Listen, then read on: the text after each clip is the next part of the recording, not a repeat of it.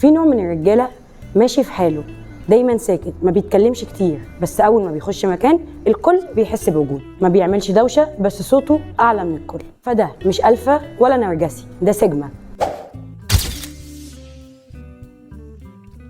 الناس دايما بتتكلم عن الالفا اللي دايما بيسيطر واللي الكل بيسمع كلامه، اللي هو الزعيم. وطبعا بيتكلموا على النرجسي اللي هو شايف نفسه وبيحب المرايه اكتر ما بيحب الناس اللي حواليه. بس نادر قوي لما تلاقي حد بيتكلم عن السيجما واصلا حد عارف يعني ايه معناها ويعني ايه الراجل السيجما. فببساطه السيجما مش محتاجك تتكلم عنه لانه اصلا خلاص معروف من غير ما يتكلم. بس لحظه كده، هو انتوا فاهمين حاجه من اللي انا بقوله؟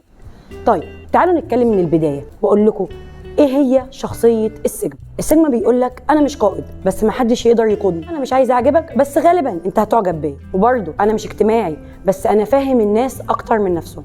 بمعنى ان السيجما مش بتاع خروجات كل يوم، مش بتاع ان هو يبقى في جروب، ولا بتاع ان هو يصور كل لحظه في حياته عشان الناس تقول عليه ان هو واو وكده. هو ممكن اصلا يختفي اسبوع وترجع تلاقيه عامل انجاز مكسر الدنيا، وفي الاساس اصلا هو مش مهتم ان هو يقوله، انت هتعرف الانجاز ده بالصدفه. طيب تعالوا نعمل مقارنه بسيطه بين السيجما والالفا والنرجسي. الراجل السيجما ما بيحبش الانظار، بالعكس هو بيهرب منه، لكن الالفا والنرجسي بيعشقوا ان هم يكونوا تحت الانظار. السيجما ثقته في نفسه عاليه جدا لكن هاديه، الالفا ثقته دايما بصوت عالي، لكن النرجسي عنده ثقه وهميه. وطبعا احنا شرحنا الكلام ده في فيديو قبل كده، كنا عاملينه فيديو لوحده بيتكلم عن الشخصيه النرجسيه، تقدروا ترجعوا له وتتفرجوا عليه، فيديو مهم جدا. طيب نرجع للمقارنه بتاعتنا. السيجما بيسمع للناس، بيفهمهم وبيعرفهم كويس قوي، بس هو بيفضل ساكت ما بيتكلم. هو بس بيتكلم في حاله واحده لو حد طلب منه ان هو يقول رايه، غير كده هو ملهوش علاقه. الالفا بيوجه ويتكلم، لكن الشخص النرجسي هو بيستخدم الناس اللي حواليه وبيستغلهم فقط. في الحب السيجما مخلص وعقلاني، لكن الالفا غيور واحيانا متحكم. طب والنرجسي ما بيحبش غير نفسه بس. طب لو قابلتهم صدمه او مشكله السيجما بيعمل ايه؟ بيفكر ويحاول يصلح، والالفا بيتحدى وبيكمل. لكن النرجسي بقى بينهار وبيوصل لمرحله الانتقام. هنا نقدر نقول ان السيجما مش بيدخل في منافسه مع حد، لان هو شايف ان الناس اللي بتحاول تقارن نفسها بحد تاني هي ناس مش عارفه قيمه نفسه، لكن السيجما عارف قيمته كويس جدا. طيب تعالوا نتعمق شويه في السيجما في العلاقات. اولا مستحيل يديكي قلبه بسهوله وبسرعه، ولو حبك هيحبك بحكمه مش بتهور، وهيحترمك وهيخليكي تحترمي.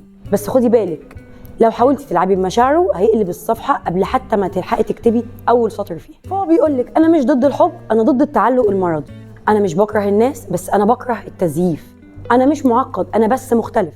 وفي الاخر اللي اقدر اقوله لك ان السيجما ده شخص لو قابلته فانت حد محظوظ جدا، فده شخص مش مصطنع، شخص صريح جدا ووجوده نادر جدا. فلو قابلته يا تحاول تبقى زيه وتحاول تفهمه، يا اما تقف على جنب وتحاول تتعلم منه. فهو شخص عمره ما هو كان اناني ولا عمره كان مغرور، هو بس واثق شويه في نفسه وعارف هو عايز ايه، وبيقدر يبص على الامور بنظره منطقيه بحته.